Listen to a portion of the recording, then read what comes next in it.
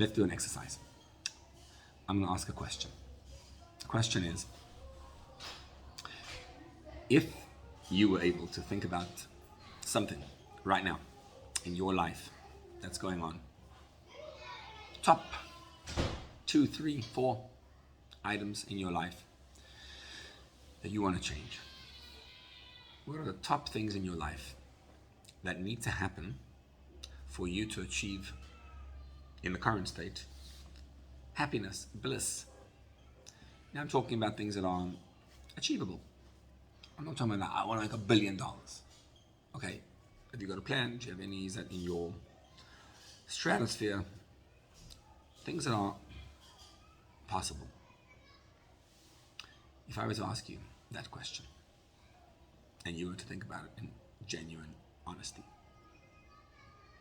Now, you could either think about it to yourself, and then we'll deal with it, or if you care to share, that's even more powerful.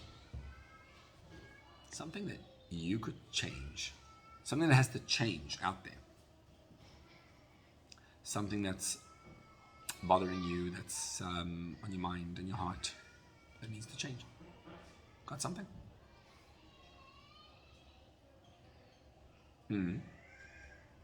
Secret?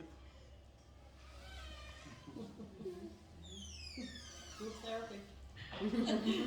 Welcome, Effective.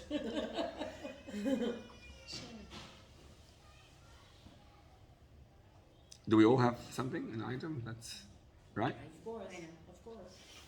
Okay. And nothing's shareable, right? The solution is shareable. The solution to it is shareable. The solution is change your attitude, like the way you look at it. Change the way you look at it? What do you mean? Change your perspective about what this really means, what this really is. Is it really that bad, or is it something that you can overcome? It asks a lot of you. Very good. How do you change the attitude? It's like you say, it's a process, and it's very difficult, and sometimes it's very painful. But it's a question of every day waking up with a different pair of glasses about what's going on. So how do you put on a different pair of glasses? Meaning, I want to change something. I have something that's really, really bothering me, and that is hurting me, and I feel it every day. And we all have those kind of things that really bother us every day. And they're very secret, and they're very, internal, and very painful. And you're saying, wake up with a different pair of glasses every day. It's living. But how? It's like what I do with clients that are suffering. It's about thinking about. Oh, it's much easier to solve someone else's problem. It's very simple. Of course, but of course it applies. Just tell them what to do, and If you're not willing to do it for yourself, you certainly can't give it over. Right, to somebody but else. how? But isn't So it have you ever what found recommend? what? To live like the solution is there, and to go about it like it's resolved. This problem is being taken care of. It's not in my hands. I mean, do what you can do, obviously, and then Hashem takes care of it. And Taka, he does. And this is what it is. And when you're living with that mindset, it's mamish. That I think that's what you mean by the glasses. It's mamish to change your perspective about what you are expected to do. It's your approach and your perspective that it's. So Hashem live is as already if you have a solution in front that's of you. resolved.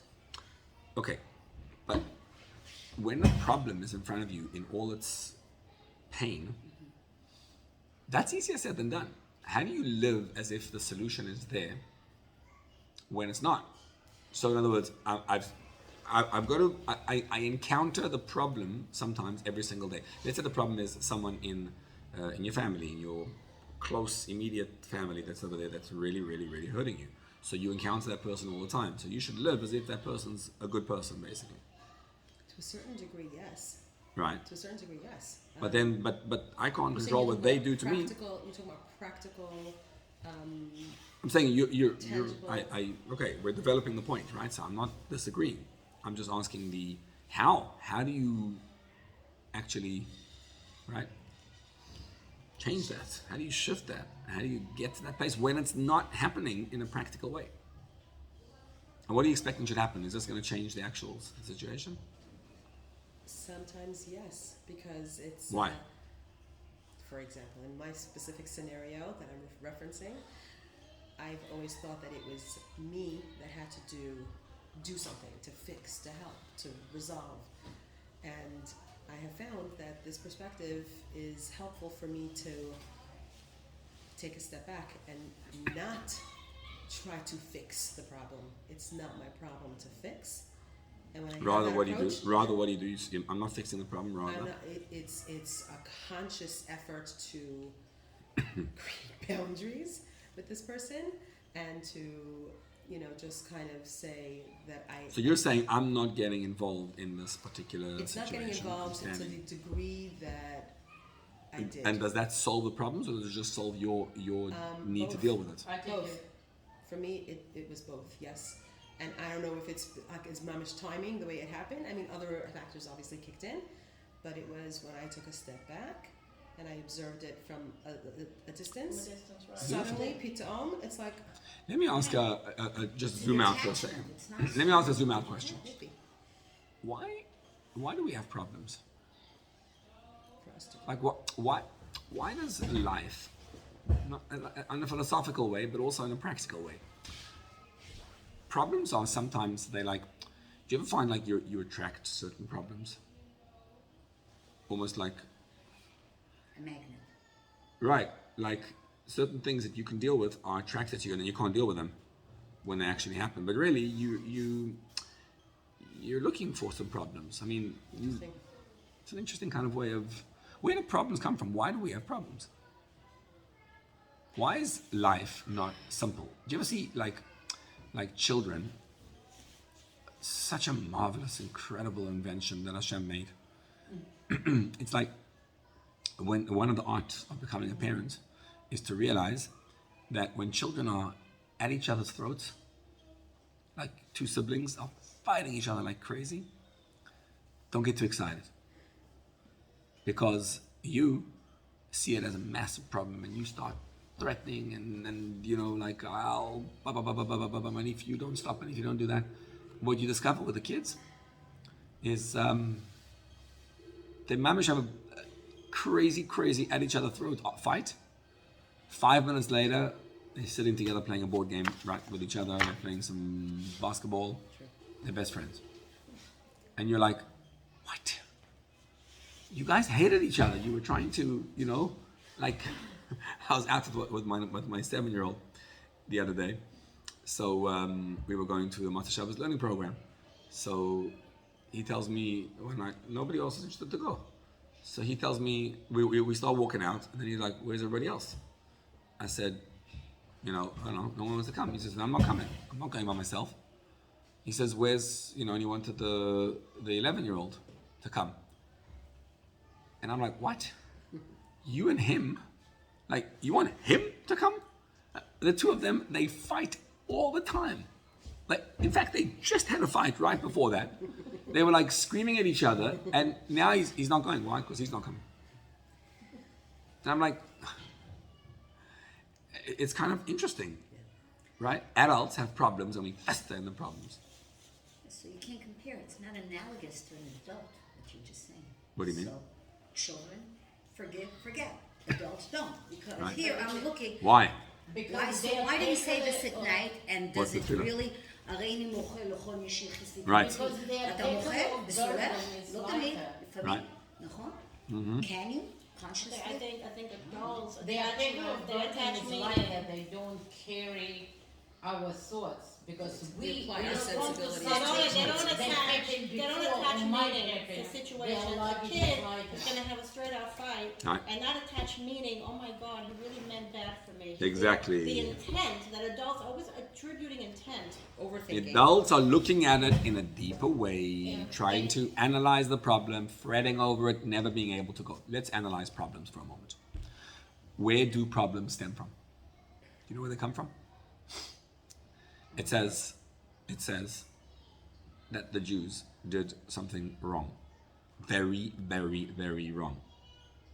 And that is a moment, it's really a transitional moment in history. Chet HaEgel. Up until that sin of the golden calf, we were on a roll. We had gotten out of Egypt, all the miracles had happened, we pulled our way up, rose all the way to a space called Panim Befanim Diber Hashem Imachem. We saw God. Now, you know what it means to see God? It means, I don't know what it means, but it means that everywhere you looked, whatever you saw, you were able to experience Hashem in it. So you felt taken care of, you felt loved, you felt wherever you went, you just felt that Hashem was just with you. That's what it means, that the voice of Hashem was coming from every single one of the 6 directions. And there was no echo at Matan Torah. Because where does echo come from? The voice hits, bounces off a surface, a hard surface, and there's a resistance. But there was no voice rebounding, because everything experienced the divine and actually absorbed it and wasn't ready to rebound. That's at Matan Torah. And that was why we were about to get the luchos. The luchos were from both sides, you saw them. Whichever way you read it, you saw, when you see an ambulance and behind you, and they write ambulance on the opposite, so you can read in your mirror and see ambulance. But in the luchos, whichever way you read it, you didn't see it backwards. So you saw ambulance in the mirror, and you saw ambulance when you looked at it directly. It means whatever you looked at, you never saw an opposite side of things. Anything you looked at, you saw with the correct eyes. So there were never any problems, never any issues. It was just perfection. And then what happened? And then the Jews, they messed up. What was the mess up? The mess up was that they didn't, technically, the problem was that Moshe didn't come back on the 40th day. So they wanted was, they're like, give us something tangible that we should see Hashem. I want to have an experience with Hashem. I don't see him. I see him everywhere. What's the problem? Yeah, but I need something to show me that it's God. And out came the Egel Azav. Out came this golden calf. And after the golden calf, Hashem tells Moshe, he says, every single time throughout the future, which is to us history, every single punishment that comes about is actually unfolding and unrolling what happened by Chet HaEgel. The whole thing. Every time I remember you in a negative sense, every problem that there is all a result of the sin of the golden calf. And you're like, wow, that means you're angry, Hashem. That's called angry. If you can hold your anger for thousands of years, what does it mean you're so angry? It's not a punishment. It doesn't mean Hashem's taking, okay, I'm going to get you. Okay, let's get you now. Right? So every Holocaust, every pogrom, every one of these things that happens is all Hashem being angry for Chet HaEgel. No, he's not like that. It's just that, what happened by the Chet HaEgel? It's very, very, very sad.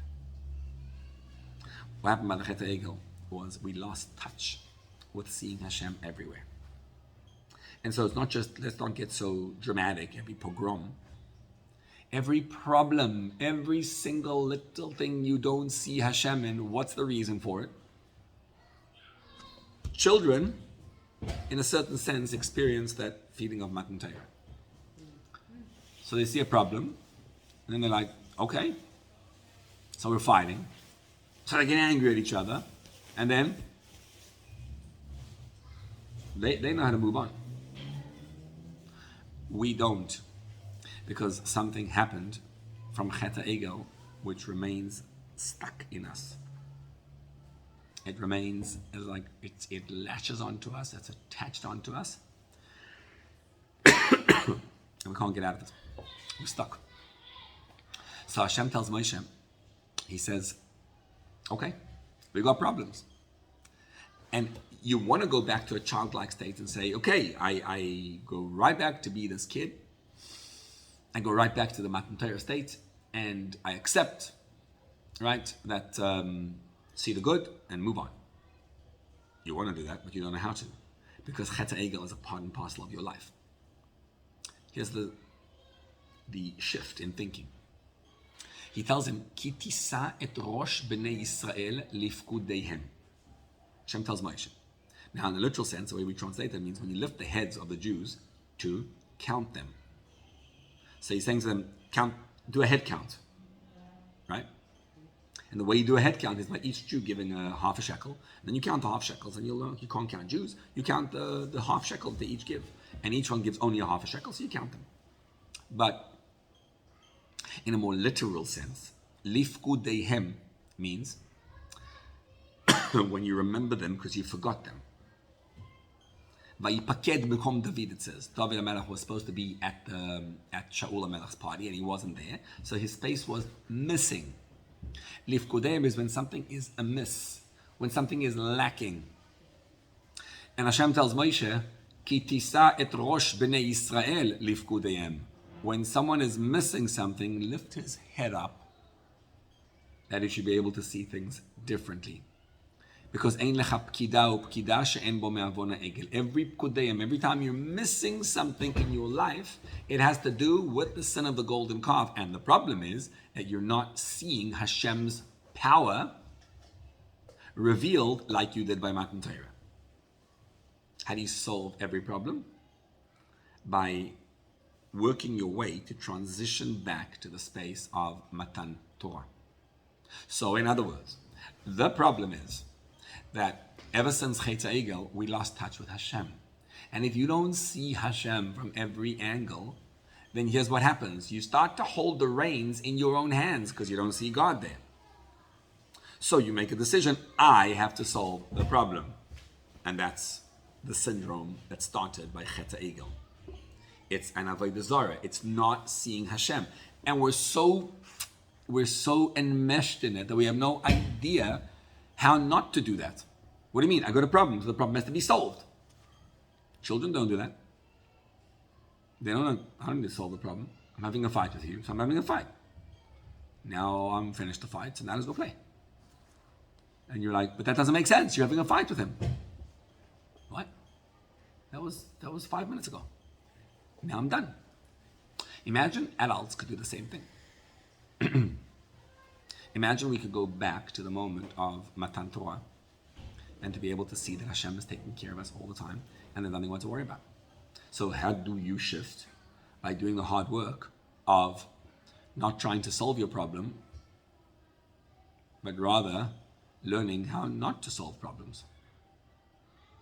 And that's so counterintuitive because of Chetz HaEgel. So we don't know what? I shouldn't solve my problem, so who's going to solve my problem? So we'd rather sit in a problem for decades, literally, because we have to solve it. So what do you mean? How do I not solve it? Because the Egel Azov, it's like it's enmeshed in us. It's part of us. We don't know how to. We feel avodah zarah. We don't know how to let go and trust in Hashem completely. We lost that art, and what we want to learn is how to do that art. How do you do it? We wake up every morning and we make some brachas. The brachas of the day. You ever wonder about the first bracha over there? What's the first bracha of the Baruch Atos? Could you explain to me what on earth that means? Some chicken, some rooster who gets to the stone between day and night. I get the next one. Open my eyes, that's good. Batir Asurim, when you're able to open up you're locked up before and in bed. And Zaykif Kufim and Malbi Shalom and those all beautiful brachas. What's that first one about the rooster who gets to distinguish between day and night? Right? See reality.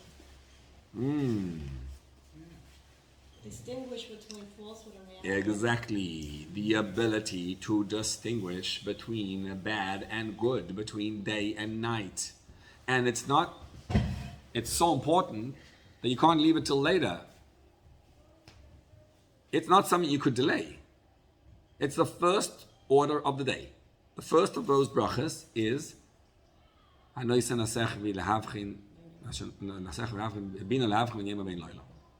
right? I want some of that bina. I want to be able to distinguish between day and night, between right and wrong, between good and bad. I want to identify that a problem which appears to be night is actually not a problem. And that's how you solve problems. You solve problems by not solving them. And you're a madman when you try this. Because imams make no sense. But that's what works. The Torah tells us that Re'ei anochi noten lifnechem hayom. Look, I'm putting in front of you today et hachayim, ve'et hatov, ve'et hamavet, ve'et hara. On the one side, I'm placing good, life and good. On the other side, I'm placing death and bad. Which do you choose? Uvacharta b'chayim. Isn't that a strange commandment? Who would not choose life? Like, why would anyone say, I'll choose the other one? What does that mean? Really? What it means is, he's not telling us to choose between good and bad, between life and death. Meaning there's life over there and death over there. Which one do you want? You want to be alive or not? He's telling you that in every single situation that happens, let's talk about problems. But in anything, there's life and death, which is two approaches to the same idea. There's a way to look at it in good and a way to look at it in bad. Uvacharta b'chayim means learn how to look at the good in it. Train yourself to choose life. We don't do that naturally. By nature, yes, true. We love problems. We love not to love them, right? But you never have news if it was only good news. Good news is not news. It's not interesting, right? Somebody was born. Okay. Somebody passed away. Especially chas v'sholom in a not normal way. Whew, that's news, right? It's a whole different type of thing. So we're much more interested in seeing the negative because of the chet ha'egel. That's why. And the Torah tells us, I want you to start learning how to choose life. To start looking at things in a positive way. So the way to do so, Shlomo HaMelech says, he says, Haksil b'choshech yahaloch. A fool walks around in the darkness. But hechacham einav berosho. A wise man has his eyes in his head. So what we need to learn is how to be able to walk around life and have eyes that see only good. How do you only see good? When it's not that way. So the answer is, every morning we daven, and during davening, we reflect and we think about Hashem. And what do we think about when we think about Hashem? Hashem is. You want to be able to notice that Hashem is not on top of the world. Hashem is the core of the world. For example, look at yourself. What do you see? A body. But you get that the body is just a box. And it's holding in it something intangible, which I don't really relate to. But God forbid, when somebody's not alive, I very much discern the difference. Stark, vast difference between the two. So when I'm looking at you, I'm not really looking at your body, even though what I am looking at is the body. But what I really see is the life force behind you. And that really, when I'm talking to someone, who am I talking to? I talk to a body. I communicate to the life behind them, to the soul behind them. And there's this great big body called Earth and physicality.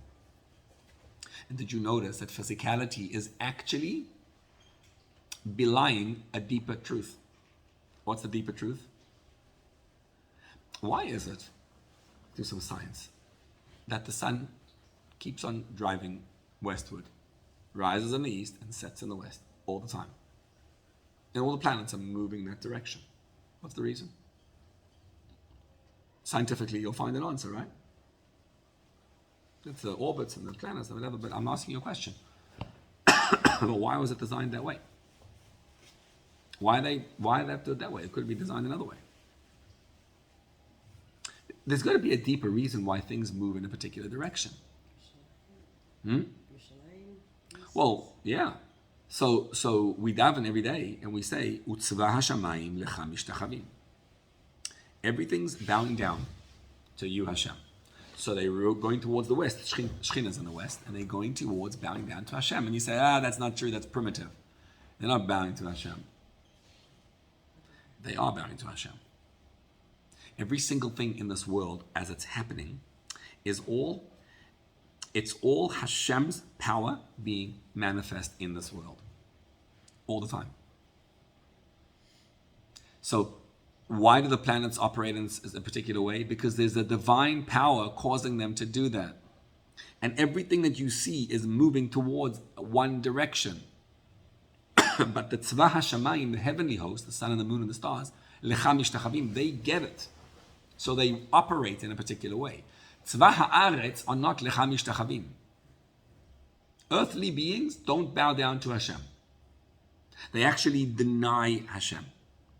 And what you want to do is put yourself in that same space as them. It's called let go. Batel retzoncha mipnei retzono. You have a desire and Hashem has a desire. And what you want to do is be able to let go. What does let go mean? You know, like when you're crashing and you're just letting go. You're going with the flow. Okay. So my life is crashing right now. Okay. So what? Relax into it. What's wrong with having a problem? What's the problem with a problem? Okay. So it's bothersome and whatever, and this person's hurting you, and the situation is upsetting and whatever, and so relax into it. It's like, it's okay. It's okay to have a problem.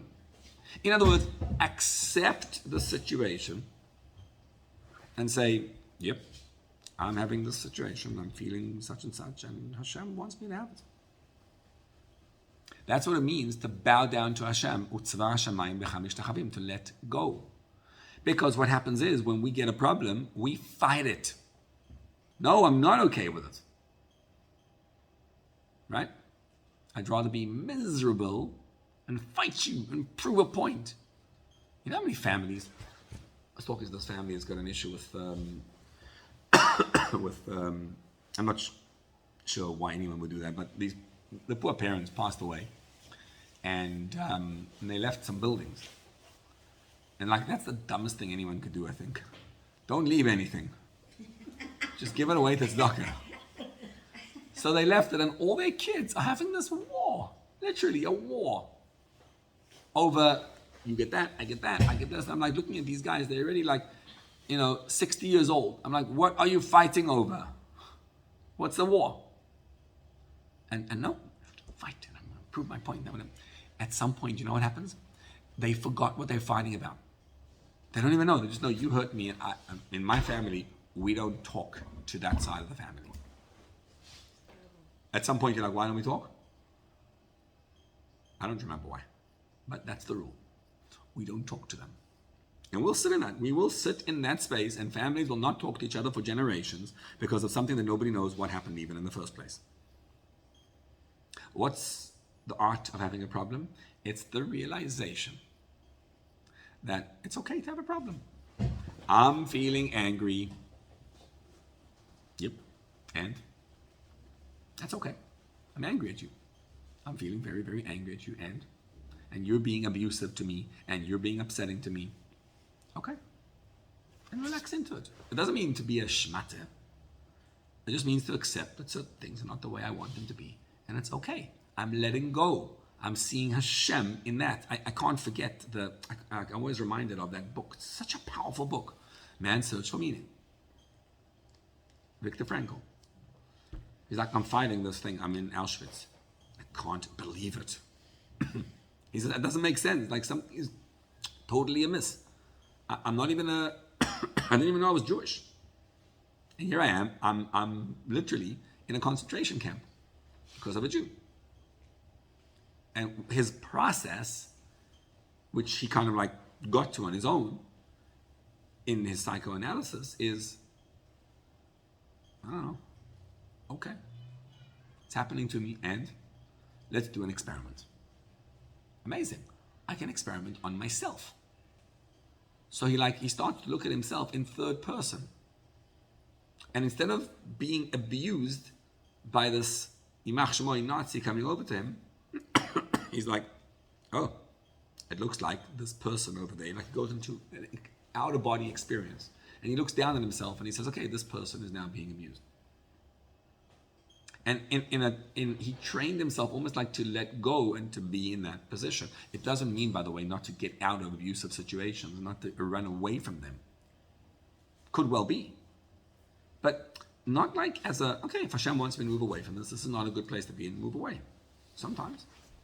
But not with the anger. The anger that's the problem. Hashem did it to me. It's my ability to see Hashem. Now here's the thing. We all believe in Hashem. It's the problem of internalizing that belief. It's like what you believe is theoretical, but it's not able to be drawn down into your life. That's why there's a term called hiskashrus. You know what the word hiskashrus means? Hiskashrus means, you can't translate it. Litkasher, to be enmeshed and absorbed in something. So the sages tell us that the solution for pgam habrit, if somebody transgressed the bris, which is if someone's looking where they shouldn't be looking, and they're involved in immoral things, right? So what's the solution for it? You got to do tshuva with a fervor, with an excitement. Why? You know, Rabbi Manas Friedman has a great story. So powerful. He says he's talking to a Hasidic guy once, and the guy told him, Rabbi, I walked into my house late night, and my teenage son was on the computer. And I walked into the house, and I saw my son on the computer. And I was shocked by what he was looking at. It was horrific. And I walked in, I was like, I was beside myself with rage. What should I have done? How should I have reacted? So Rabbi Friedman says to him, I don't know, how did you react? He says, Rabbi, you don't want to hear how I reacted. I want to know how should I have reacted. He said, how should you have reacted? I don't know. You walk past. You just make a statement. What is going on there? What are you seeing? When you walk past a teenage son, looking at things on the internet they shouldn't be looking. So you, of course, are a father. You stop it and get it. What are you doing? How you whatever next time? He says, you know what I would do? I would walk past and I would say, sounds like you're looking at people without any clothing on? Oh, that's strange. And walk straight on, go to bed.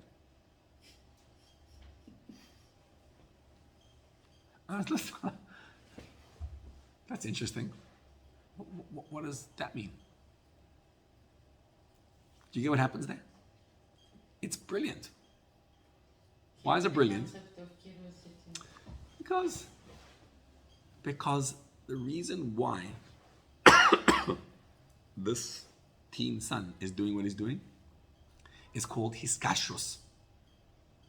He's not looking at something, he's addicted to it. He's looking at it and he's enmeshed in it. It's like he's totally absorbed in it. And that's why the internet gets you to look at another window and another one and another one and another one, and one thing leads to another. It's designed that way. The whole physicality is designed that way, certainly the internet. And when you walk past and you just break it, you do not break it by walking inside and making an issue out of it.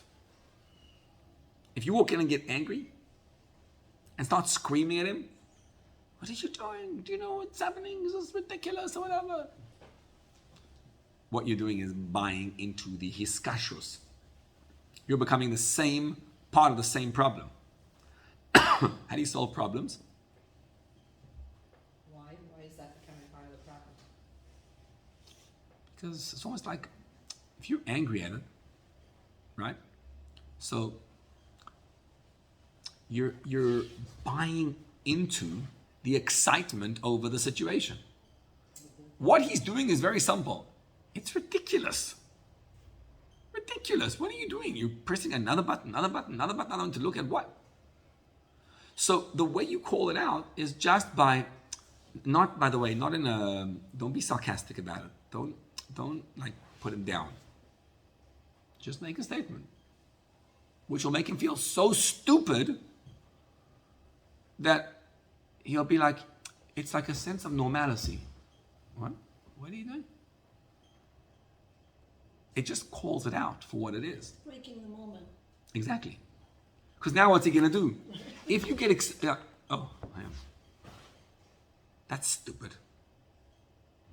And that is the ability to break down the hiskashrus, the physicality. What Hashem wants us to do instead is to really to build the opposite. Build a hiskashrus to spirituality. The world forces us down, right? Ever since the Chet HaEgel. So the problem became real. So what we do is we market problems. That's how we do it. So that's why the news is never objective. Because objective doesn't get you to be involved in it. So it has to get you to be excited about it. Right? And that's why if you're in a restaurant and one of your patrons walks in and asks you, says, why would you put on Fox News and not CNN? Right? So what she wants to do is create a war. And if you just call it out, and I'm not here to argue with you. Knock yourself out. Do it. Watch whatever you want. I don't know why this one's better than the other one, not by the way. But I'm just saying, you call it out. You just say, okay, wow, it sounds like this really bothers you. Do you see what that does to a person? It's the same idea. Not, oh, it sounds like it bothers you. No, now you just bought into the hiskashrus of the problem. Don't get into the hiskashrus. Just look at it and say, call it out. Okay, so you're angry. Okay. You're disarming that way. You're disarming, exactly, but you have to say it without anger. Now what we want to do is do the opposite. We want to build a hiskashrus to spirituality. Because if you can do that, that's what Matan Torah was. And then you can truly undo the whole problem. How do you do that? So every morning we wake up in the morning and we make that bracha. Give that rooster the power to discern between right and wrong, between day and night. Allow me, Hashem, just like the rooster wakes up in the morning, allow me to be able to discern and see Hashem in my life. Because what happens is this. There's angels, there's malachim. Malachim are perfect beings. Do you know that we say in davening, the malachim, the angels, wait for us humans every day. They wait for the human being to praise Hashem. So, Shayahu the prophet says, one angel calls the other one and he says, Kadosh, Kadosh, Kadosh, about Hashem. So they're all screaming Kadosh and they're calling to each other. They're passing the baton over to each other. Or the translation is Mekablin Dain Min Dain. One receives from the other one. And what do they say? Melo Chol Haaretz Kevodo. They say, you want to find Hashem? You want to find His true glory? In the physicality. That means Malachim are holy. Human beings are not. But human beings have something that angels don't have. Angels can never have. You know what human beings have? Problems. That's what we have. Angels don't have problems. An angel is fully angelic. He's all God. When Hagar, right, the maid, of Avram and Sarah, when she saw an angel, she says, "Vatikra Shem Hashem hadover eliyah." She called the name of Hashem, which was speaking to her. She didn't see an angel; she saw Hashem speaking. The Malach, when he comes to speak to tell Avram and Sarah, "You're gonna have a baby," he says, "Shov ashuv elecha ka'et chayam." I'm gonna come back next year, not me, the Malach, Hashem. I represent God. A Malach has no existence of his own. So a Malach is holier than a human, but not interesting like a human. Humans are interesting because we're not godly. And that means we live in this world and we see the night. But then we think to ourselves and we use our intellectual capacity to realize that Hashem is running everything. Just like the sun and the moon, they bow down to Hashem. What we want to do is do the same thing, bow down to Hashem. And it's something only human beings are able to do. So actually, a Jew is the son of Hashem. Bonim atem l'Hashem elekeichem. A Jew is the son of God. What is a son? The rabbis tell us, the way they use it is, bra karo de avua. A son is a foot of his father. So think about it this way. We are Hashem's sons. We are Hashem's children. We're in this world. We are Hashem's feet. We are the feet. What's greater, a foot or a head? Head's greater, but it depends what you want to do, right? Because you wouldn't want to switch the feet for the head or the head for the feet. You want it both. Feet walk. When the head wants to go places, feet take them places. Hashem's feet in this world, bra kara davua, you are the foot of Hashem in this world. Hashem wants to walk places. How does he walk places? When you get going. That's how. Everything in this world is God. Everything. And then God put free choice in us. And then he made us problems ever since the Egel Azav. And what's a problem? It's a space to find Hashem, to discern between day and night. How do you solve your problems? What you said, right? Just how do you do it? Very simple. You look at your problem and you say, okay, I've got a problem. This situation is impossible to handle. This person is bothering me. There's an abuse going on. There's an anger. There's something there. And you identify what the problem is in terms of how you feel about it. And now you know what you feel. And now that you know what you feel, what do? Funny, you don't try to solve it actually. Now you allow Hashem to take it over. And you start to realize that Hashem gave this to me. And Hashem wants me to feel this feeling. So if I'm feeling panic, and that's my feeling, Hashem wants me to feel it. And I just sit there and I accept it. I don't run away from the feeling. I'm accepting the feeling that I have. And I'm noticing the problem. And after I notice the problem, now I'm going to do the iskastros thing. I'm going to enmesh myself with God. It's a process which we can actually sit and do. You feel the problem, you feel the absolute sense of loss in the problem, and then Hashem is running the world. Like Hashem is moving everything. All the pieces in the world are moving by Hashem. I know that. You have to daven every day to really realize that, and you internalize that. Hashem is running everything. Okay, so Hashem is running this. You know what the gift Hashem gave you is? That the parts that nobody feels him. That's what problems are for. Problems are the place where you can bring Hashem in to notice his running of your life. How do you do it? Yeah, when in the middle of a problem, you flip. While the problem is going on, you cannot run away from the negative feeling. And it's Hashem is giving it to you. So you feel the panic.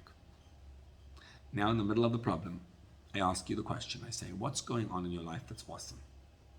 Truly awesome. Not that, okay, this is a problem, but I also have $1 in my pocket. That's not gratitude. It's like, what do you have? What would be if you'd be able to solve the problem? You'd feel accomplished, awesome, wonderful, right? Look for things and you already have that in your life now. And that's what you're doing, is flipping the problem to a space of letting go. Letting go means being besimcha. Batel ritzoincha mipnei ritzoinai. I want to go that path. Hashem wants me to go this path. Hashem wins. And I accept. And when I accept, I become the feet that are moving Hashem. So what do you do when you have a problem? Summarize. I got a problem and it looks like impossible to go through. Acknowledge it. Acknowledge, you're right, it is impossible to get through it. Feel the feelings. Acknowledge what your feelings are, exactly, and then? And then turn over your will to Hashem and say, I accept that you're running my life. I accept. And it's for the good. And, well, yeah, but one little knetch, look for things that are happy in your life. Right. Look for things that are truly happy in the happiness you want. Not in the happiness of something which you don't care about.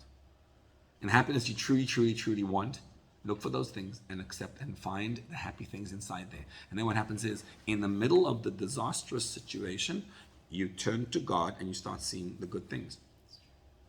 And then you'll notice. It's a traffic light. It's a traffic light. You look, Yeah, you a traffic turn light, it up exactly. And you looking right and Yep. left, and you choosing the green light to Exactly. go. Whatever happens, And what you're going to see I'm is, going to positive. that's called hiskashrus. Why?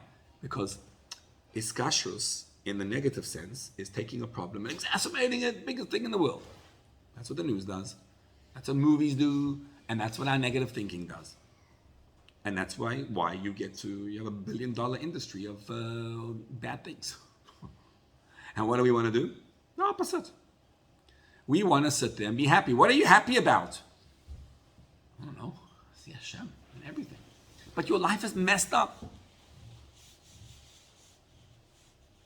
That really feels, that makes me feel very sad right now that you just said that. Okay, and what are the good things? And you start noticing those things. And when you do, you'll see. That's called ve'ahavta et Hashem Elokecha b'chol levavcha. Bring Hashem into both your levavcha, into your heart, in both sides of your heart. And then you start looking around, you'll see amazing things going on. What you'll see is b'chol levavcha, b'chol nafshecha, b'chol modecha, go learn some Torah. And you'll see Hashem in your life everywhere. And you'll experience a euphoria as you get connected to Hashem. And what you'll start seeing is the miracles will happen around. And then things will go bad again. Go, oh, I know it, I told you so. Ooh, no, repeat the process. It never goes away. Until we don't bring Mashiach, there will always be problems, and the need to repeat this process will always, always be there. And once you do that, we have such a powerful thing of the ultimate simcha doesn't come from that. The ultimate simcha comes from realizing who you are. It comes from a Jew who's able to go do a mitzvah. And when he does a mitzvah, he's like, Asher kiddushanu mitzvotav Hashem. I get to do mitzvahs. Beautiful. That's the most incredible simcha you could ever get. It's by noticing that I am a child of Hashem, able to do the mitzvahs, I'm able to get there. And when you do that, you feel in the middle of these problems embraced by Hashem. What do problems stem from? Detachment, avodah zarah. What do solutions come from? Feeling the beauty of Hashem in your life. It's magnificent when you do it. And suddenly you discover what the pasuk says. Ki tisai et rosh b'nei Yisrael ifkudeim. When a Jew's missing something, lift his head up. Help him to think differently. To realize, okay, I got a problem, I'm missing something. That stinks. That's the Egel Azov. Okay, and notice Hashem in your life. And then v'natnu ish kofer nafsho la'Hashem bifkod otam. When something is missing in your life, bifkod otam, each one of you is going to give a ransom to Hashem, because you're going to realize it's not a problem, it's just the opportunity to bring Hashem, to be a foot, to walk another step into a space what the angels can't do. And each one of us is able to give our half of it. That's the machzit shekel that you give. You give a half a shekel, it's your simcha. Because I don't know why Hashem did this. It's quite strange. I wouldn't have done it, but I'm not God. He made it that you don't see Hashem till you see Hashem. He's not solving problems till you solve them. And when you find yourself in a state of simcha, then the problems get solved.